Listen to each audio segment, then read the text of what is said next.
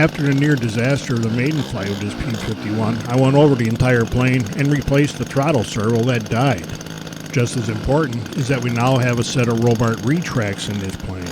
Now I've got main wheels that stay where they're supposed to be and a plane that drives way better in the grass. And yes, I am giving the motor a little more time than normal because I want to make sure that this thing is running good before I take off again. My ground crew did notice a failure in that my dashboard fell off. I'm not a big scale guy, so that can stay like that for the time being, if I fix it at all. But you can't see that dashboard in the air, and we did come here to fly this thing.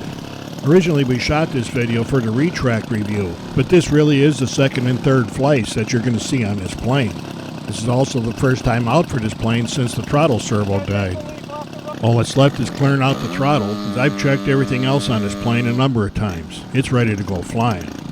The only concern I had was how the P51 would handle the grass during taxiing and takeoff and landing. But it's got Robart gear, so I shouldn't have worried about that. My friends know that my takeoff procedure with most planes is just give it all the gas we got and we'll figure out the takeoff as it rolls out.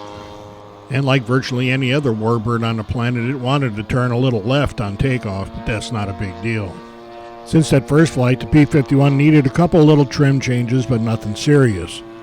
The wind was kind of bumpy, especially up around 100 foot or so. While it's certainly not hard to fly, you do have to stay with the P51. It's not a floater like my P47. As we'll see a little later, the P51 is different than the P47 during landing also. Throughout this day of flying, it never felt like the CG had changed with the addition of the Robart retracts. I did put the P51 on my easy balancer with the retracts in it, but because they mount almost dead on the CG line, there was no change. The biggest thing I was finding is that when you make a high-speed pass with the P51, it wants to balloon just a little bit. This is a good place for a different mode setting, so you can have like a high-speed mode with a little down elevator trimmed into it. And I thought I'd better check to make sure that the gear actually came down early in this flight in case we had a problem, but not a problem. The wheels are down just like they're supposed to be. Landing from this end of our field when there's any wind can be a little tricky. Right around where the plane passes the edge of the trees, it feels like the wind makes a little swirl there. It's not uncommon for the plane to bounce around or the wings to move.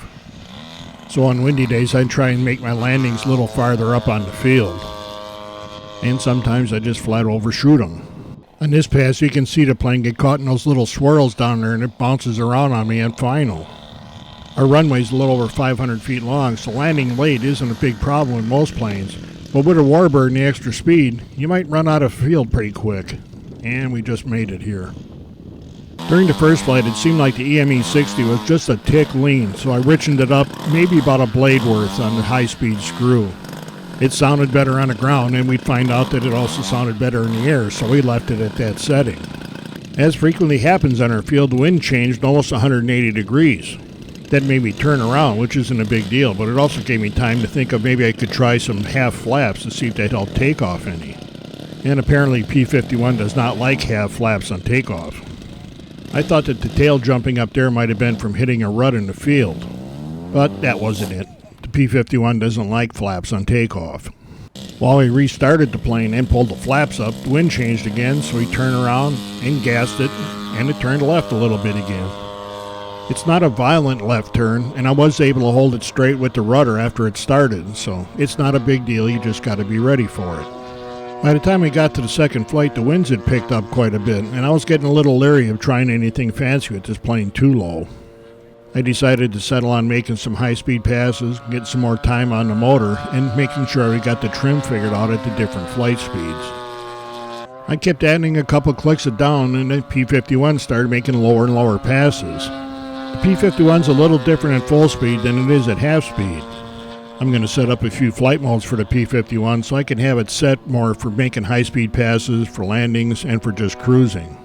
In this pass, the wind was almost a dead crosswind, and you can see the wing lifting up there. That's not me, that's the wind getting underneath that wing and popping it up a little bit.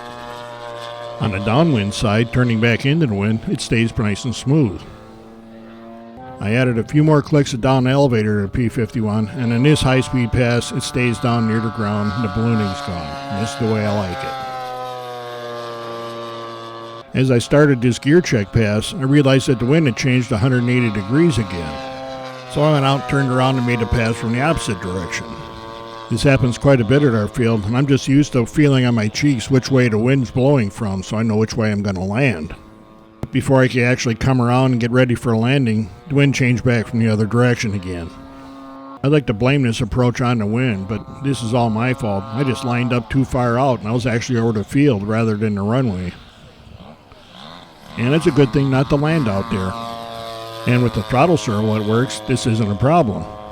On this approach, I had a better line on the runway, but the wind was really gusty.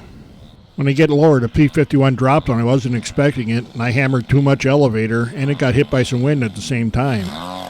So this is no time to land, we just gassed it and went around. Then on this approach, the wind and me both settled down some, and I paid attention to what I was doing with the elevator, and the P51 lands real good when you do that. The Top Flite P51 works great, the roll bars work great, even when I slide it around like that.